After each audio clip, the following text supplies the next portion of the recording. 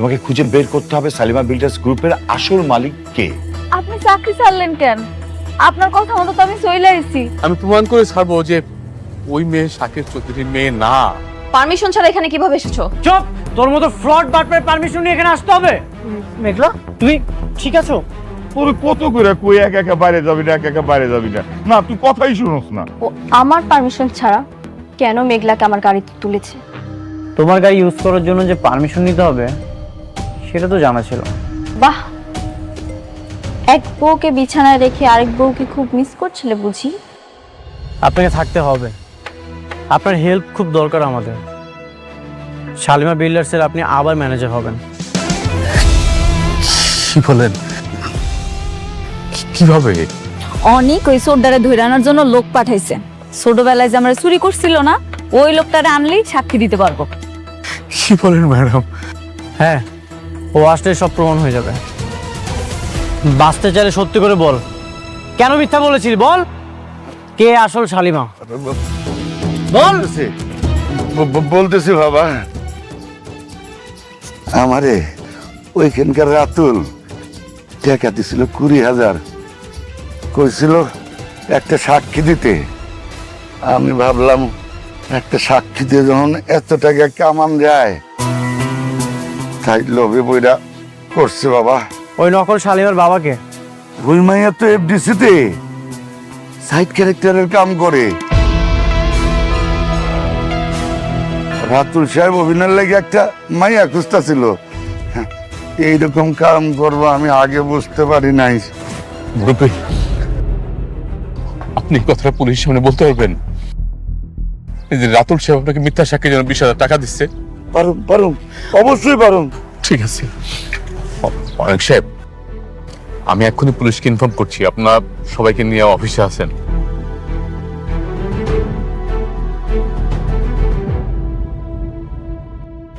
আপনি কেমনে পারলেন একটা দুধের শিশুরে তার বাবা মার কাছ থেকে আলাদা করতে?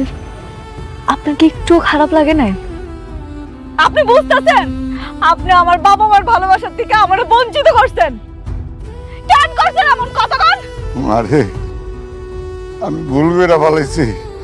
আমি লোভে পইরা চুরি করছিলাম। ওই সময় পুলিশের ধাওয়া খায়া আমি আপনাকে এই বস্তিতে ছেড়ে গেছিলাম।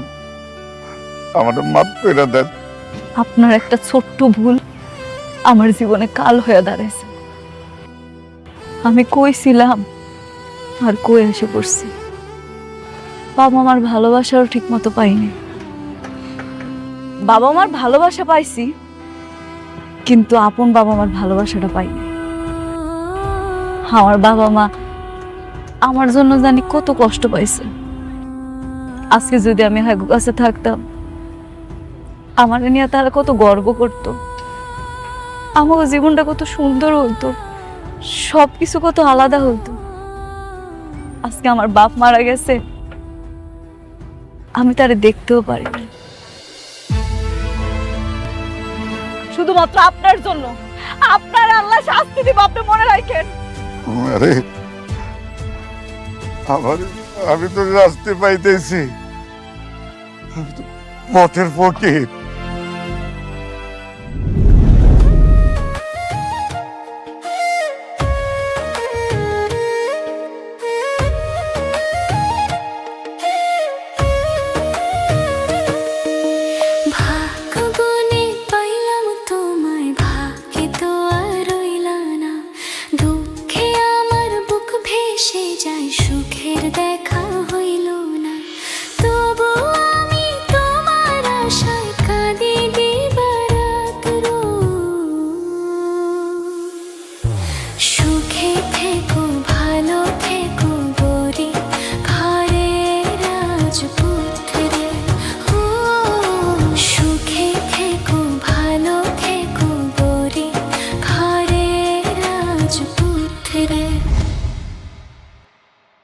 তারপর বলো, কেমন লাগছে অফিসের এনভায়রনমেন্ট?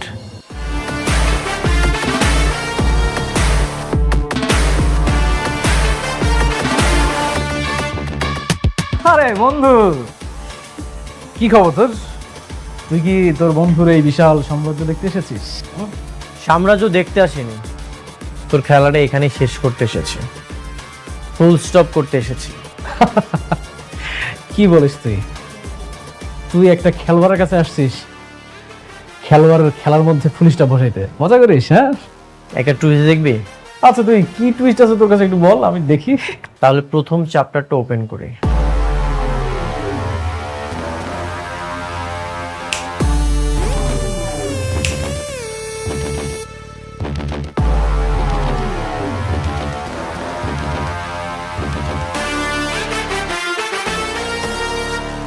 কি মিস লাইলি আক্তার, নিজের জন্মদাতা পিতাকে দেখে কি চমকে গেলে? সবকিছু প্রমাণ হয়ে গেছে, প্রমাণ হয়েও যাবে। তোর খেলা এখানেই শেষ, এক সেন্টেন্সে ফুল স্টপ। আসলে ঘটনা, তুই কি বলতেছিস? মানে তুই কি বলতে যাচ্ছিস? রাস্তার থেকে কোথাও থেকে কাকে না কাকে তুলে নিয়ে আসলি, বাবা বানাই দিলি, আর হয়ে গেল? আমি এটা বিশ্বাস করি না, মজা করিস? কিরে মা, তোর বাপটারে তুই চিনবার পারতেছিস না? এখন কিছুই চিনতে পারছে না। তুমি অনেক ভালো অভিনেত্রী, যেহেতু তোর বিশ্বাস হচ্ছে না, তাহলে তোকে আরেকটা টুইস্ট দেখায়।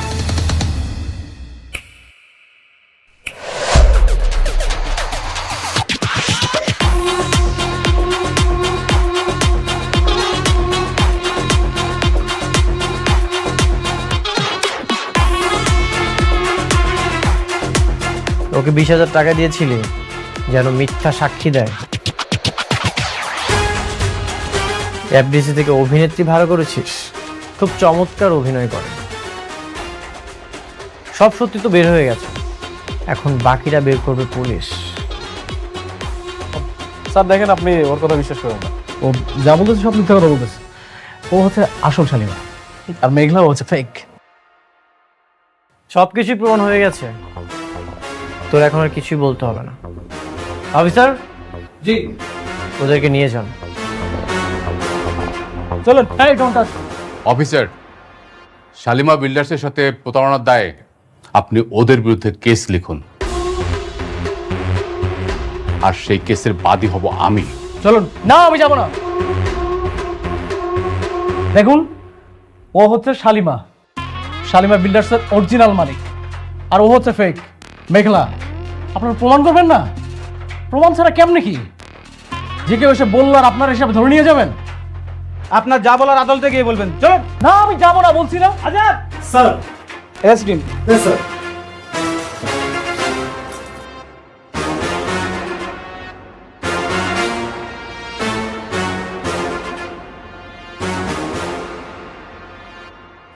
Officer, 1 minute. আদল সাহেব, আমার ম্যাডামকে স্যালুট করুন। কি হলো, দাঁড়িয়ে আছেন কেন? স্যালুট করুন।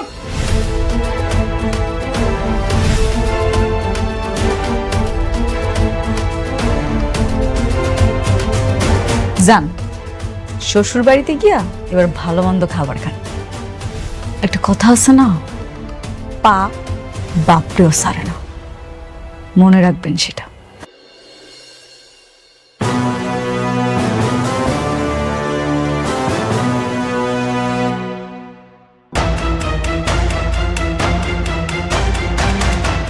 আপনারাই বলেন, এর সাথে কি করা যায়?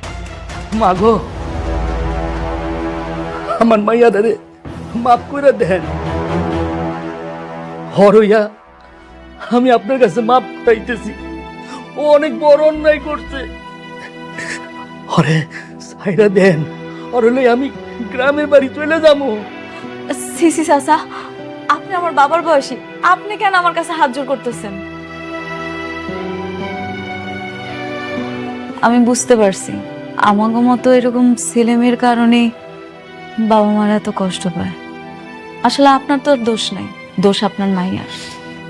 ওই যে দোষ করছে সেটা মাফের যোগ্য না। তারপর আমি ওরা ক্ষমা করে দিলাম, শুধু আপনার মুখের দিকে তাকায়। যান, ওনারে নিয়ে আসেন। মাগো, আপনার লেখা উপরালার কাছে অনেক দোয়া করি, আপনি অনেক বড় হইবে, অনেক বড় হইবেন মা। চল রে মা, আমরা গ্রামের বাড়িতে যাইগা। দাঁড়ান, একটা কথা মনে রাখেন, টাকার জন্য মানুষের ক্ষতি করতে যায় না। সৎ পথে টাকা ইনকাম করেন, দেখবেন আল্লাহ খুশি হইব। যান। চল মা। মেঘলা,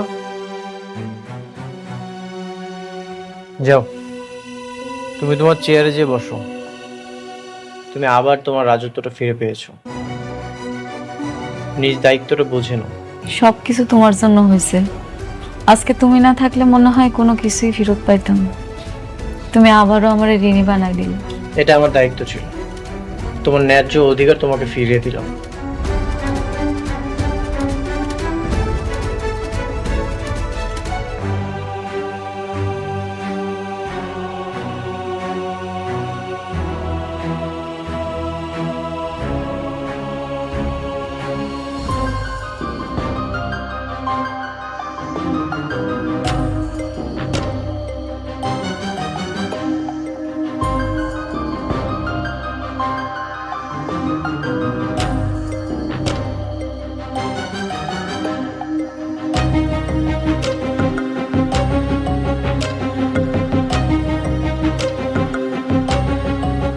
হ্যাঁ বৃষ্টি, বলো।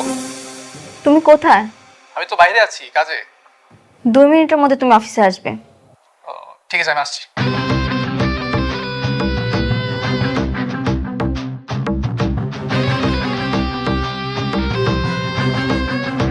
কি ব্যাপার, তুমি এর সময় অফিস? কেন আসা যাবে না? কি বলছো? তোমার অফিসে তুমি আসবে? এটা কি বলো তুমি?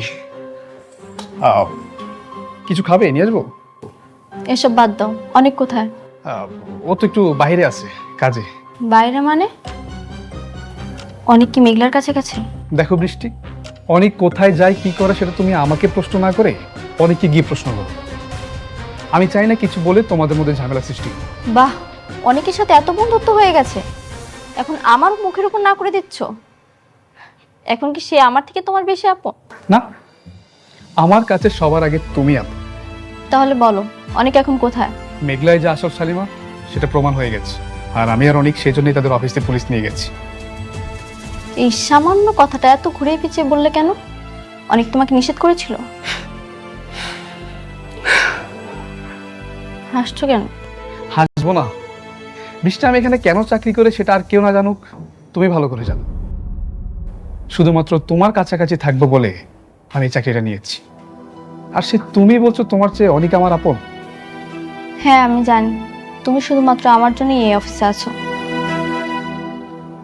বৃষ্টি জানো, একসময় আমি ভাবতাম হয়তো তোমার কাছাকাছি থাকতে থাকতে তুমি আমাকে বুঝবে, আমি তোমাকে পাবো। কিন্তু দেখো, সে অনেকের সঙ্গে তোমার বিয়ে হলো। আমি আজও তোমার সাথেই আছি, শুধুমাত্র তোমার জন্য আমি চাকরিটা এখন পর্যন্ত করি। এখানে আমার উদ্দেশ্যটা কি আমি এখন পর্যন্ত জানি না। ঠিক আছে, তাহলে আমি যা যা বলবো তুমি তাই তাই করবে। বলো কি করতে হবে?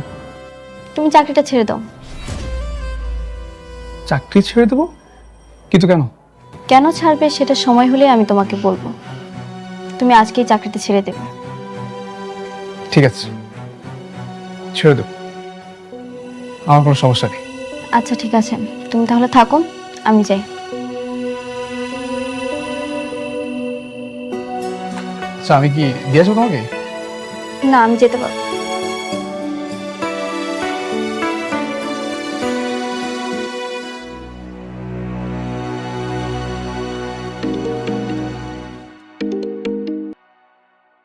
অনেক, আমি সবকিছু শুনেছি। আচ্ছা, মেঘলা কি আবার সবকিছু বুঝে নিয়েছে? হ্যাঁ বাবা। আমাদের প্রজেক্ট নিয়ে কোন কথা হয়েছে, মানে যেটা রাতুল শুরু করেছিল? না, প্রজেক্ট নিয়ে কোনো কথা বলিনি, তবে আস্তে আস্তে বলবো। এখন মেঘলাকে আমি যা বলবো ও তাই শুনবে। আচ্ছা, একসঙ্গে সব কথা বলিলেই কিন্তু পারতে, কিন্তু না, তুমি তো সেটা করবে না। তুমি তো চাও কাজের অজুহাত দিয়ে যেন বারবার মেঘলার কাছে যাওয়া যায়। বৃষ্টি, ব্যাপারটা মোটেও সেরকম না। আর ইদানিং দেখছি তুমি অনেক ওভার থিঙ্কিং করছো, আমাকে অপমান করার চেষ্টা করছো। বৃষ্টি যা তো ভেতরে যা। দেখো অনেক, আমি কখনোই তোমাকে অপমান করতে চাই না, কিন্তু তুমি টাকার জন্য বারবার মেঘলার কাছে ছুটে যাবে সেটা আমি মানতে পারবো না। বৃষ্টি, তোকে আমি চুপ করতে বলছি, হ্যাঁ? আমরা এখানে একটা গুরুত্বপূর্ণ বিষয় নিয়ে কথা বলছি। আচ্ছা অনেক, শোনো, আমি শুনলাম যে পূর্বাচলে একটা সরকারি জমি নিলামে উঠবে। তো সেই জমিটা যদি আমরা নিতে পারি তাহলে কিন্তু এখন যে বর্তমানে সালিমা বিল্ডার্স গ্রুপের যে প্রফিটটা হবে তার চেয়ে বেশি প্রফিট করা যাবে। বলেন কি বাবা? হ্যাঁ, আমার চিন্তা যে ওই জমিটা যেভাবে হোক আমাদের পেতে হবে, তারপরে আমরা ওখানে ছোট ছোট প্রজেক্ট করব, তারপরে সেল দেবো গুলা। তাহলে তো খুবই ভালো হয়।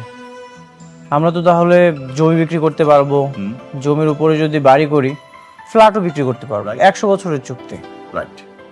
তো অনেক, এই সরকারি জমিটা পাওয়ার জন্য কিন্তু সালিমা বিল্ডার্স গ্রুপও কিন্তু ট্রাই করবে, যাতে ওরা না পায় সেভাবে তোমাকে ব্যবস্থা করতে হবে। হ্যাঁ ঠিক আছে বাবা, আপনি একদমই চিন্তা করবেন না, আমি সবকিছু সামলে নেব। Best of luck.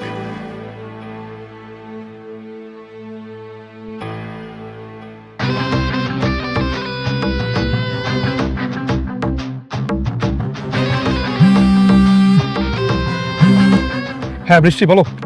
পূর্বাচলের নতুন প্রজেক্ট নিয়ে বাবাও অনেক কথা বলছে, অনেক সম্ভবত নিলামে যাবে। ও, তাহলে ওরাও যাবে? আচ্ছা, তাহলে এখন কি করব? তোমার সবকিছু ঠিক আছে? তুমি যেভাবে বলেছিলে আমি ঠিক সেভাবে করছি। Very good. তারা তাদের মতো কাজ করুক, আমরা আমাদের মতো। খেলার নিয়ন্ত্রণ এবার আমাদের হাতে। ওকে। ভালোবাসার আগুনে এবার ধন সম্পত্তি টাকা পয়সা সবকিছু পুরো ছাই হয়ে যাবে।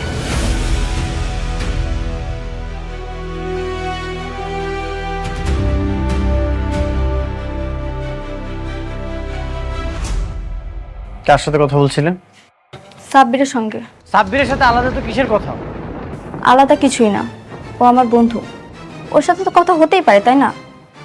শুধু বন্ধুই যেন থাকে। থাকবে। আমি তোমার মতো একজনকে রেখে আরেকজনের কাছে কখনোই যাব না। এভাবে তাকিয়েছো না, যা সত্যি তাই বলেছি। ঠিক আছে, খাবারটা রেডি করো, আমি ফ্রেশ হয়ে আসছি।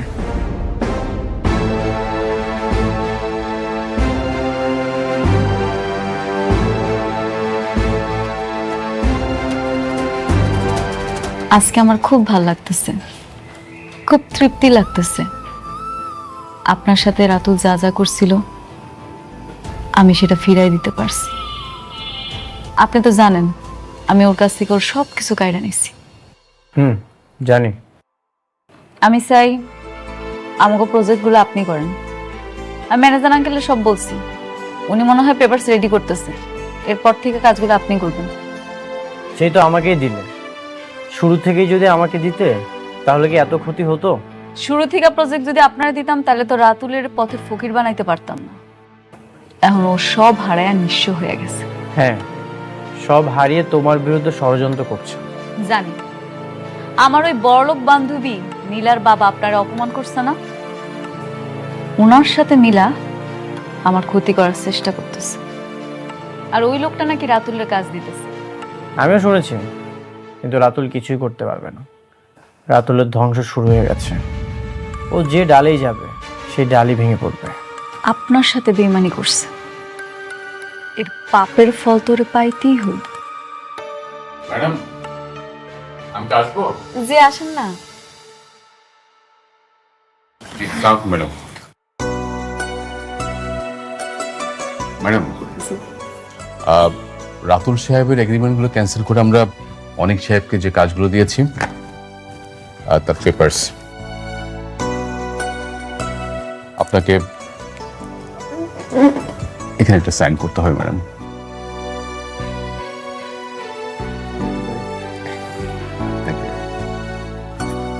ম্যাডাম, আগামীকাল পূর্বাচলে 50 বিঘা খাস জমির উপরে একটা নিলাম ডাক হচ্ছে। আমরা সেই জমিটা 100 বছরের জন্য নেয়ার প্রস্তুতি নিচ্ছি। বাহ, ম্যানেজার আঙ্কেল, আমার থেকে ভালো তো আপনি বুঝেন, আপনার যেটা ভালো মনে হবে আপনি সেটাই করবেন। Thank you madam. অনেক সাহেব, আপনার পেপারসগুলো। Thank you. ঠিক আছে, তাহলে আজ আমি আসি। সাবধানে যায়েন। তুমি এখান থেকে সাবধানে থেকো। রাতুল তোমার ক্ষতি করার চেষ্টা করবে, সবসময় সিকিউর থাকবে। আসি। জি।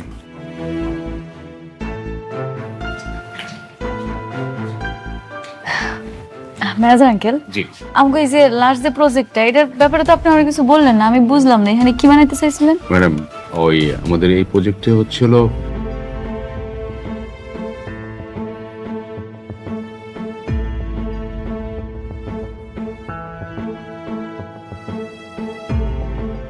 আম্মা, আব্বা, আম্মা কই গেল তোমরা? আব্বা কই আব্বা?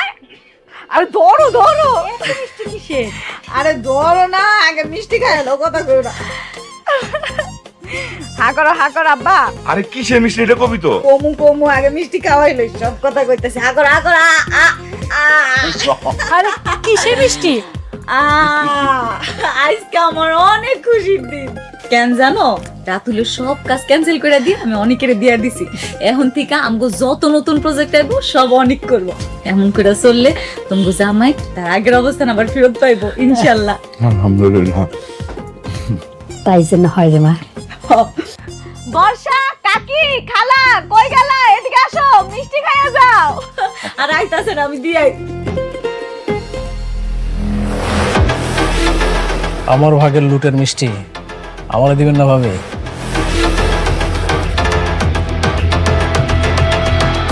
আপনি কোন সাহসে আমগো ঘরে ঢুকছেন? সাহস? এটা তো আমার বাপ দাদার প্রত্যেক সম্পত্তি, এটা সারা জীবন থাকবো। আপনি কি ভাবছেন আপনি আর অনেক রাস্তার থেকে একটা 2 টাকা চোর ধরে এনে পুলিশে দিবেন আর এই রাতুল রাজ জেল খাটবো, জেলের ভাত খাইব?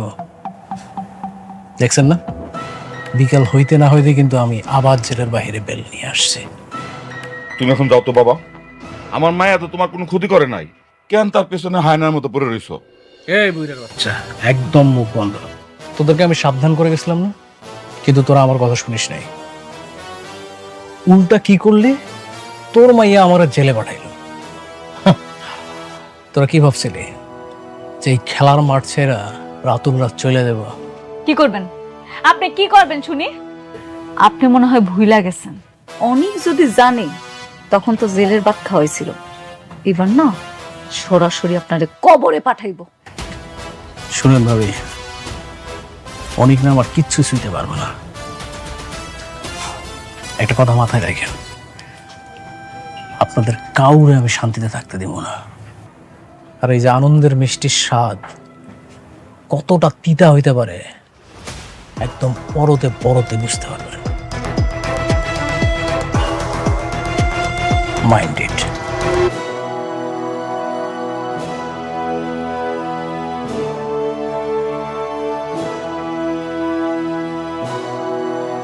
এই অমানুষটা যতদিন দুনিয়াতে বেঁচে থাকবো ততদিন আমাদের কপালে দুঃখ আছে।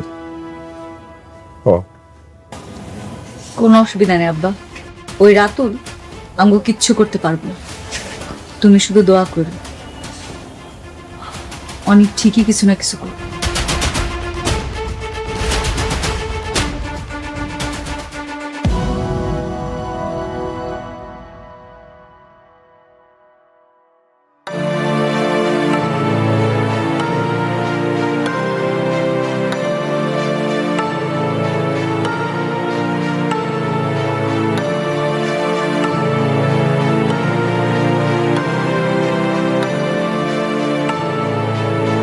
হ্যালো, হ্যালো সাব্বির,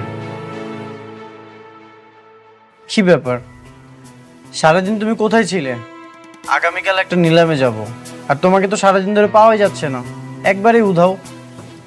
অনেক, আমি তো জবটা ছেড়ে দিয়েছি। জব ছেড়ে দিয়েছো মানে? হ্যাঁ, আমি জবটা করছি না।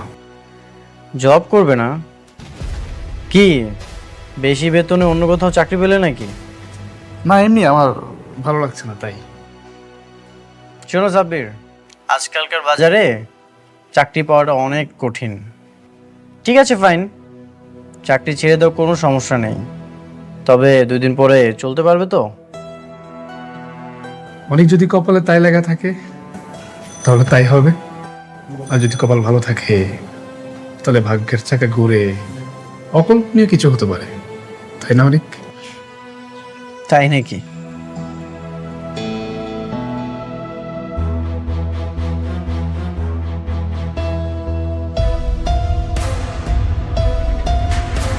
সাব্বিরকে তুমি মূর্খ ভাবো তাই না?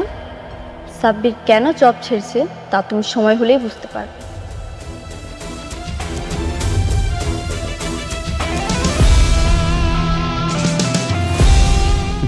গেছে ভালোই হয়েছে। যেভাবে বৃষ্টির সঙ্গে ওর বাড়াবাড়ি শুরু হচ্ছিল তাতে দুদিন পর এমনিতেই বের করে দিতে হতো।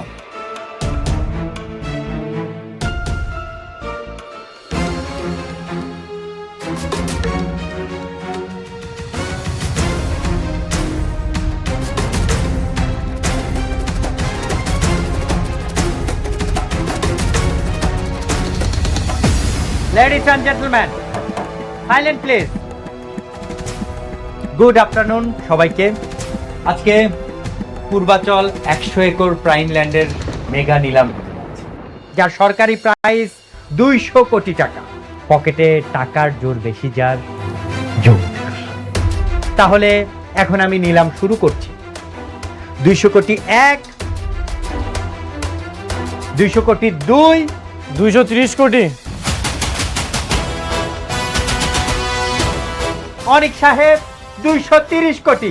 দারুণ শুরু করলেন অনিক সাহেব। 230 কোটি 1, 230 কোটি 2, 250। জব্বার সাহেব 250 কোটি টাকা। সুন্দর। 250 কোটি 1, 250 কোটি 300 কোটি। বাহ, রকেটের গতিতে ছুটছে নিলাম। 300 কোটি টাকা। 300 কোটি 1, 400 কোটি টাকা। আলতাফ সাহেব 400 কোটি টাকা। নিলাম এখন 400 কোটি টাকাতে। 400 কোটি 1, 400 কোটি 2, 500 কোটি টাকা।